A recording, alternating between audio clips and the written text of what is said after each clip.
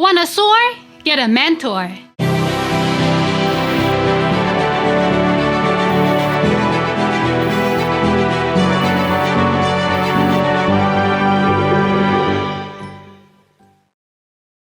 Hey, it's Nina Carmichael. We made this video, it's because you're probably the most ambitious person in your circle, but you know you're capable of more. And you get that push by surrounding yourself with the best. So today, let's learn from one of the best, my husband, Evan Carmichael. Mentor me, Evan. Okay, let's kick it off with rule number 1. Craft your guandao.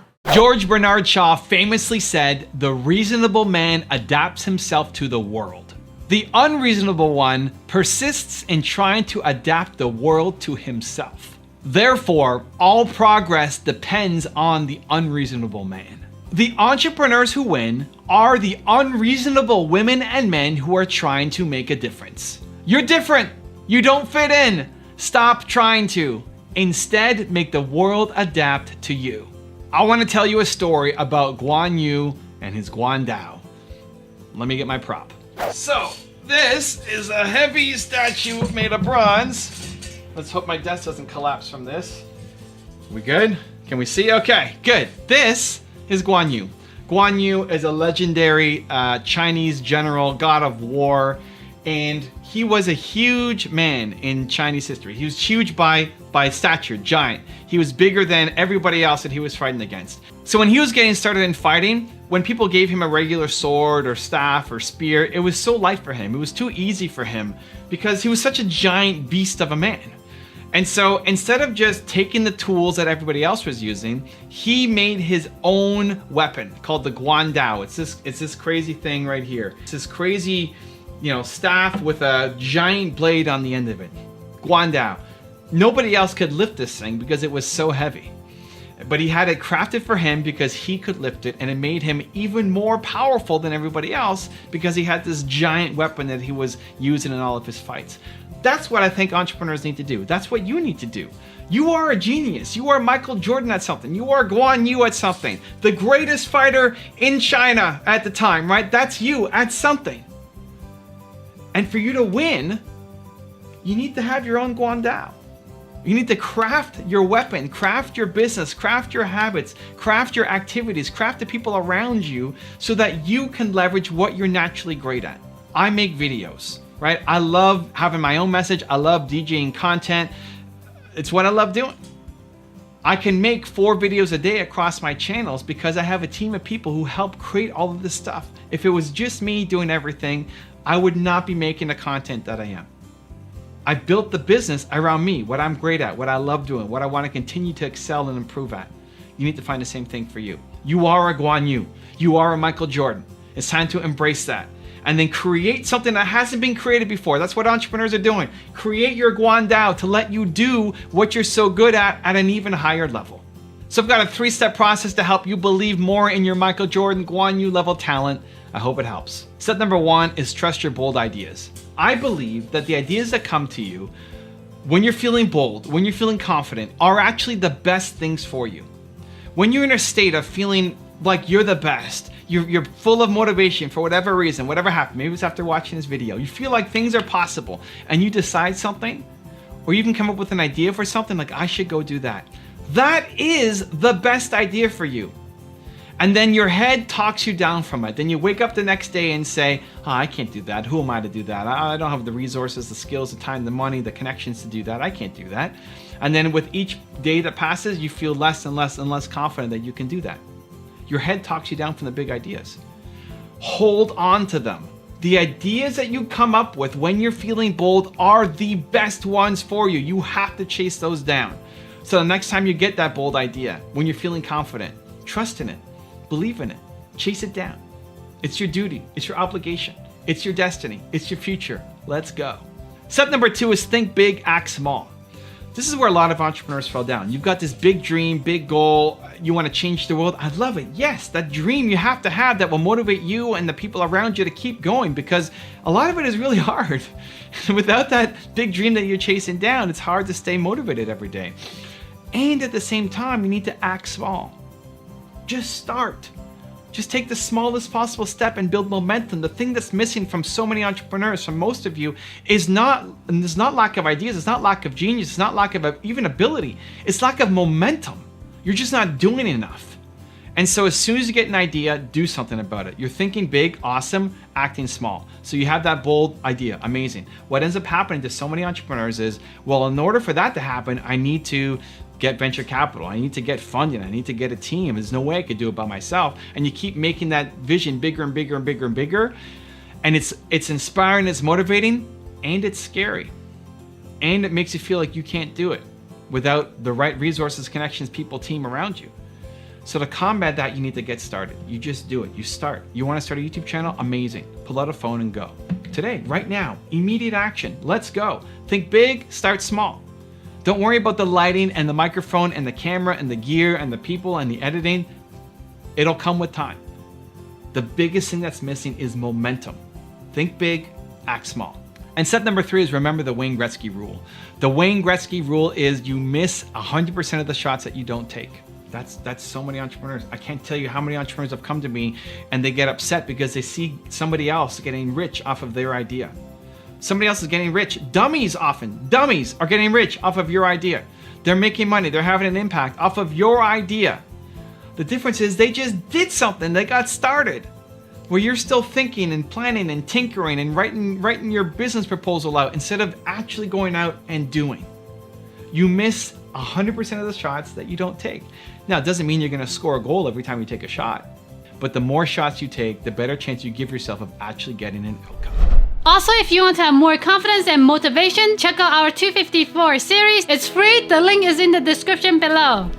Find whatever the smallest first step is, and then the smallest next step is, and continue to build those steps. And when you look back, you'll have realized that you made some pretty significant progress. You can use rejection as fuel to help you go off and do something bigger and motivation to, I'm going to prove them wrong.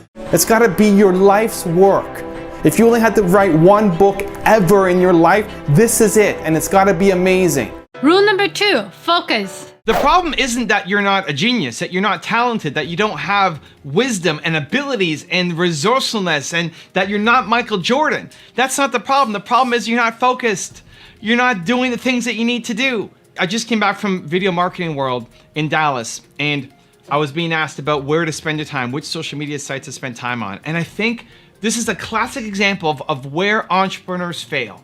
Is you're trying to do everything, and as a result, you suck everywhere and feel burnt out, tapped out, and not building momentum. If you get to the end of a week and you feel like you worked your face off, but you look back and what did I get done? If that's how you're ending a week, you worked hard and you feel like, what did I get done? You're not focused. You're switching between tasks too much. Instead of having all of these social media sites at the same time, pick one and crush it. I quoted Andrew Carnegie at my event, at my speech. My favorite quote from him is, put all your eggs in one basket and then watch that basket. Everybody's saying diversify, diversify, diversify. Have 18 different multiple streams of income. Look at the people who are one person show with 18 streams of income. They're making no money. You're making $10 a month from this and $25 a month from that and 18 cents from this. You're not making money. Now, as you build and scale and grow and you have a team like I do, I've got 24 people on my team. Okay, great. Now it might be time to diversify.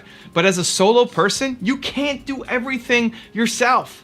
And you are a genius. You have Michael Jordan level talent at something. And that's what you need to find. And that's what you need to spend as much time as possible on until you're making money. You can invest back into your business and continue to grow. So let's look at social media. Great, pick one. Pick one. Just pick one and crush it. Whether it's Twitter or Instagram or YouTube, whatever you think has the best combination of what you're good at. You know, so if you like making videos, YouTube's a great place to be. If you like writing, you can go on Twitter or Medium, right? Pick the one platform and then spend your time focused on that, because if I look at most of people's content, you look at your own content, look at what you're posting across these platforms. Are you proud of it? Would you follow you?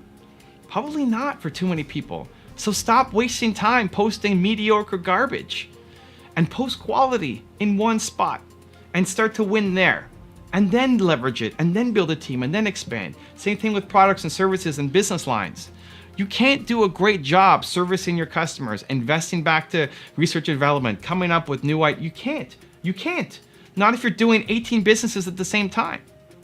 I had a woman come out to my workshop when I was doing a tour, and this was her issue. She was in real estate and she was in network marketing and she was in 5 different business lines. She said, well, I need to diversify. Diversify what? You don't have anything yet. You're diversifying yourself out of a life, out of an income, out of a business.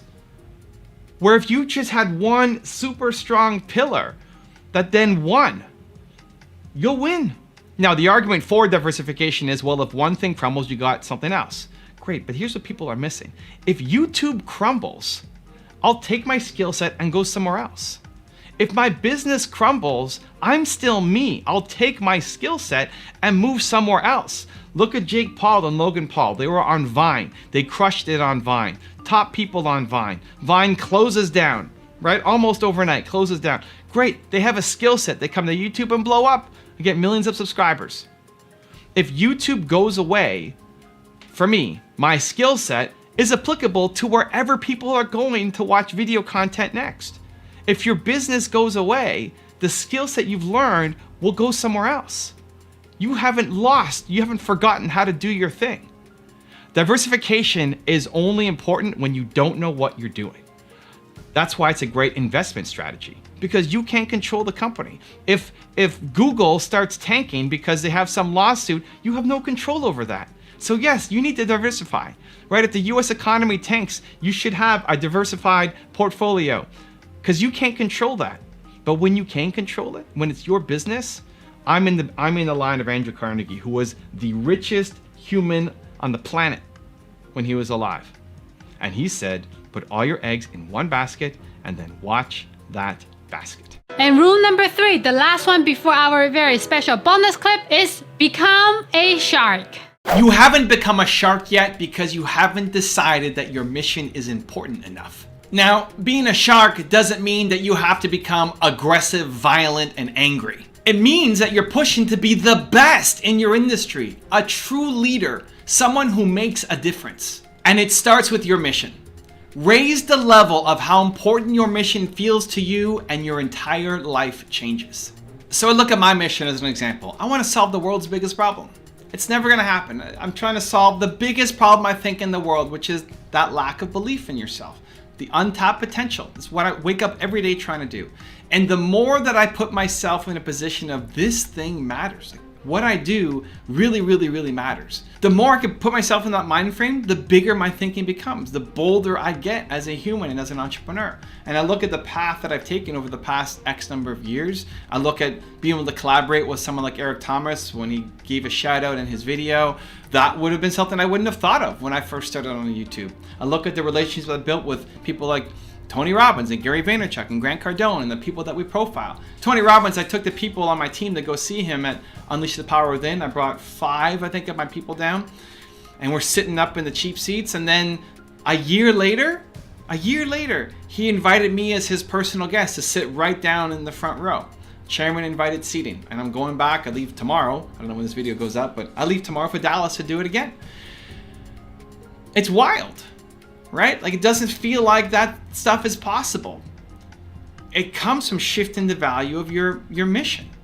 I deserve it because what I'm doing is solving a real problem. And we often feel like we're not capable of doing these great things. And we downplay our role, and we downplay how important our mission is, and we downplay what we think we can do.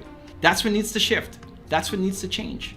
You need to feel like the work you do matters. You need to feel like the mission you're on means something, can have a big impact. And if you're approaching life in that way, everything in your business changes.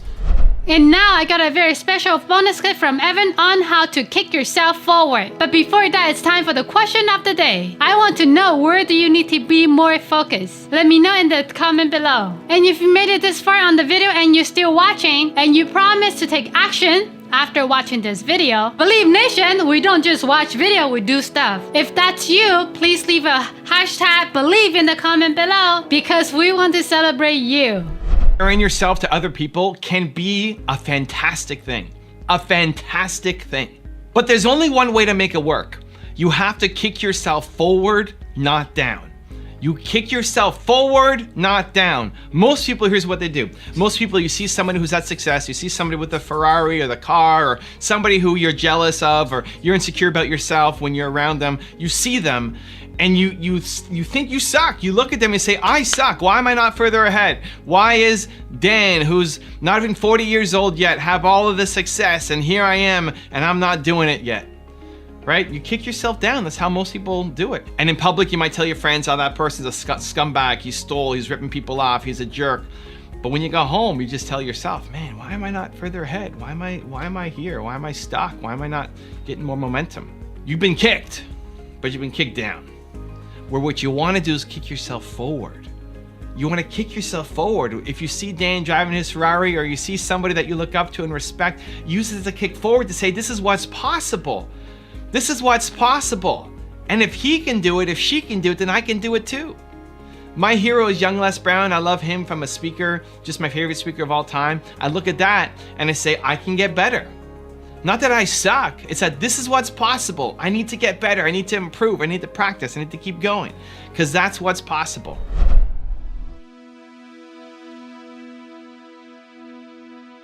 If you want to know how to overcome laziness, check out the video next to me. I think you're gonna enjoy.